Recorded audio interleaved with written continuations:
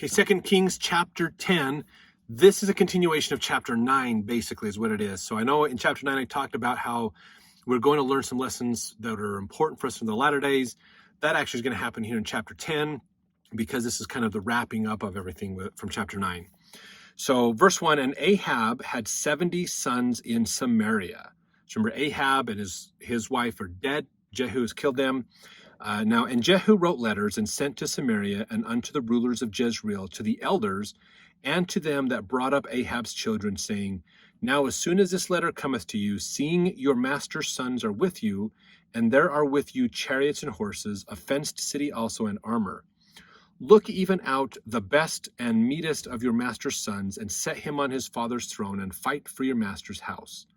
But they were exceedingly afraid, and said, Behold, 2 kings stood not before him. How then shall we stand? So this is this letter that is going out, basically. Jehu is putting this letter out saying, if you're going to stand with them, then put your best armor on them and we're going to come take you out. And they're going, I don't know if this is a good idea. So verse 5, and he that was over the house and he that was over the city, the elders also, and the bringers up of the children, sent to Jehu, saying, We are thy servants, and will do all that thou shalt bid us. We will not make any king. Do thou that which is good in thine eyes. So they're going, yeah, we're not going to fight against you, Jehu. We're not going to make any of Ahab's children, and not his literal sons. He didn't literally have that many sons, but these could be like grandsons and descendants of Ahab, basically. Verse 6, Then he wrote a letter the second time to them, saying, If ye be mine, and if ye will hearken unto my voice, take ye the heads of the men of your master's sons, and come to me to Jezreel by tomorrow this time. Now the king's sons, being 70 persons, were with the great men of the city, which brought them up. And it came to pass, when the letter came to them, that they took the king's sons, and slew 70 persons, and put their heads in baskets, and sent him them to Jezreel. So he's like, if you're going to be loyal to me, execute him, kill him, bring his head to me, to show your loyalty, basically. Verse 8, and there came a messenger and told him, saying, They have brought the heads of the king's sons. And he said, Lay ye them in 2 heaps at the entering in of the gate until the morning. And it came to pass in the morning that he went out and stood and said to all the people, Ye be righteous. Behold, I conspired against my master and slew him. But who slew all these? Know now that there shall fall unto the earth nothing of the word of the Lord, which the Lord spake concerning the house of Ahab. For the Lord hath done that which he spake by his servant Elijah. So he's saying basically, this is done because of the words of Elijah. This is fulfilling the prophecies. Verse 11, So Jehu slew all that remained of the house of Ahab in Jezreel, and all his great men and his kinsfolk and his priests, until he left him none remaining. So anybody related to Ahab and Jezebel was destroyed. The priests of Baal that they worshipped with were destroyed, basically. Verse 12, and he arose and departed and came to Samaria. And as he was at the shearing house in the way, Jehu met with the brethren of Ahaziah, king of Judah, and said, Who are ye? And they answered, We are the brethren of Ahaziah. We go down to salute the children of the king and the children of the queen. So let's just pause there for a second here, okay? Because that's part of Ahaziah. Remember, he got injured, but fled and died at Megiddo. So this is an important thing for us to look at, okay? And we're going to see this is the thing that we hear about a lot. In the Book of Mormon, Nephi tells us that it is important, as he's studying Isaiah, it is important that we look to the destruction of the Assyrian nation and the destruction of the Babylonian nation as signs and types of the destruction of the wicked in the last days. So if you want to study something from ancient times, study Assyria and study Babylon. And that's going to give you some insight, and that's going to take some praying. It's going to take some following the Spirit to get that figured out, but it gives us some information. Now, this is going along with this as well, okay? The point is basically that the wicked will destroy the wicked, okay? God is not having a prophet or a righteous person go kill all these people. God is having a wicked person kill these people. Okay, this is an important point. Okay, God uses the wicked to destroy the wicked. It's very rare, if at all, when he sends the righteous to destroy the wicked. Okay, very, very important point.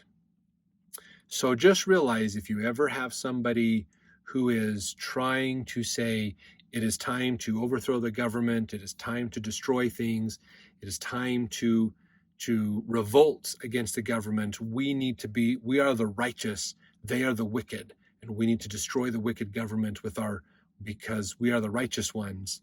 Okay, realize they might not be so righteous as you think. It might come out the wicked's destroying the wicked. Okay, very, very important point for us to always understand. Now let's jump into what happens with Ahaziah, these brethren of Ahaziah. Now the literal brethren of Ahaziah were taken by the Philistines a while ago, basically. And so this isn't the literal brothers of Ahaziah necessarily, but the people that were followers of him or with him. So verse 14, and he said, take them alive, and they took them alive and slew them at the pit of the shearing house, even 240 men, neither left he any of them. So they came in they heard Ahab and Jezebel were dead, Ahaziah was dead. They came in to pay their last respects, and he's like, nope, we're gonna kill you all, basically. Verse 15, when he was departed thence, he lighted on Jehonadab, the son of Rechab, coming to meet him. And he saluted him and said to him, is thine heart right as my heart is with thy heart? And Jehonadab answered, it is. If it be, give me thine hand. And he gave him his hand, and he took him up into the chariot. So Jehu and Jehonadab are in the same chariot, basically. Verse 16, he said, come with me and see my zeal for the Lord, for so they made him ride in his chariot. And when he came to Samaria, he slew all that remained unto Ahab in Samaria, till he had destroyed him, according to the saying of the Lord, which he spake to Elijah. So the point was, all of Ahab's family, his descendants, everybody is gone. Verse 18, and Jehu gathered all the people together and said unto them, Ahab served Baal a little, but Jehu shall serve him much. So this is a problem. Jehu is not serving God, serving Baal. And he's going to serve him more than Ahab did. Ahab served him a lot. So this is saying quite a bit about the wickedness of Jehu. Verse 19, now therefore call unto me all the prophets of Baal, all his servants and all his priests, let none be wanting. For I have a great sacrifice to do to Baal. Whosoever shall be wanting, he shall not live. But Jehu did it in subtlety, to the intent that he might destroy the worshippers of Baal. So he is lying, basically. He's got this trap in place. He's bringing all the priests of Baal together. And verse 20, and Jehu said, proclaim a solemn assembly for Baal, and they proclaimed it. And Jehu sent through all Israel, and all the worshippers of Baal came, so that there was not a man left that came not. And they came into the house of Baal, and the house of Baal was full from one end to another. And he said unto him that was over the vestry, bring forth vestments for all the worshippers of Baal, and he brought them forth vestments. So they're putting on their religious robes. They're all getting ready to do this worship, thinking that Jehu is going to go along with them and do everything. Verse 23, and Jehu went, and Jehonadab, the son of Rechab, into the house of Baal, and said unto the worshippers of Baal, search, and look that there be here with you none of the servants of the Lord, but the worshippers of Baal only. So he's making sure he's got the right group together, and he's excluding the worshippers of the God of Israel, basically. Verse 24, when they went in to offer sacrifices and burnt offerings, Jehu appointed 80 men without, and said, if any of the men whom I have brought into your hands escape, he that letteth him go, his life shall be for the life of him. So basically, wait out here. Anybody tries to escape, kill him. If you let anybody escape, then that person that let him escape, your life is forfeit. Verse 25, and it came to pass, as soon as he had made an end of offering the burnt offering, that Jehu said to the guard and to the captains, go in and slay them. Let none come forth. And they smote them with the edge of the sword, and the guard and the captains cast them out. and went into the city of the house of Bel. And they brought forth the images out of the house of Bel and burned them. And they brake down the image of Bel and brake down the house of Bel and made it a draught house unto this day, or a draught house unto this day.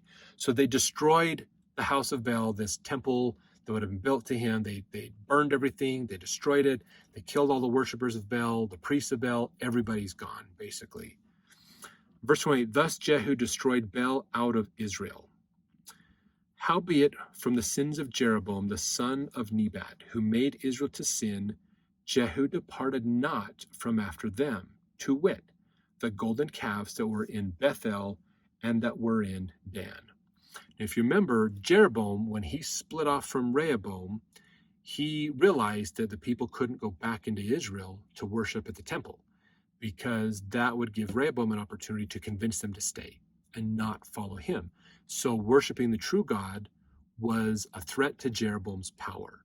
So he built a golden calf, 2 of them, basically outside of the Jerusalem area, and he told the people to worship God through the golden calf, committing the same problem that the original Israelites did when they were waiting for Moses when he was on his 40-day fast up in the mountains.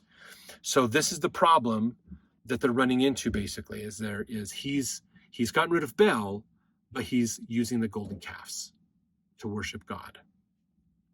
Verse 30, and the Lord said unto Jehu, because thou hast done well in executing that which is right in mine eyes, and hast done unto the house of Ahab according to all that was in mine heart, thy children of the 4th generation shall sit on the throne of Israel. So the word of the Lord came to Jehu, saying, you fulfilled what I asked you to do. Okay, remember, the wicked are used to destroy the wicked. It's not necessarily that God said, I want you to go out and execute all these people and kill all these people and do all this stuff. But through Jehu's actions, he fulfilled the prophecy that he gave to Elijah. Okay, the wicked destroy the wicked. That way he can more punish the wicked. Verse 31, but Jehu took no heed to walk in the law of the Lord of God of Israel with all his heart, for he departed not from the sins of Jeroboam, which made Israel to sin. So the problem is, he did what God wanted him to do, but he did it kind of a wrong way, and then he never returned the people to God. He did worship the old way with the calves, which is still idol worship. Now, verse 32, in those days the Lord began to cut Israel short, and Hazael smote them in all the coasts of Israel. So Hazael, remember, he's the king of Syria. He's destroying Israel, and he's cutting the lives of people short, basically. Verse 33, from Jordan eastward, all the land of Gilead, the Gadites, the Reubenites, the Manassites, from Aroer, which is by the river Arnon, even Gilead and Bashan.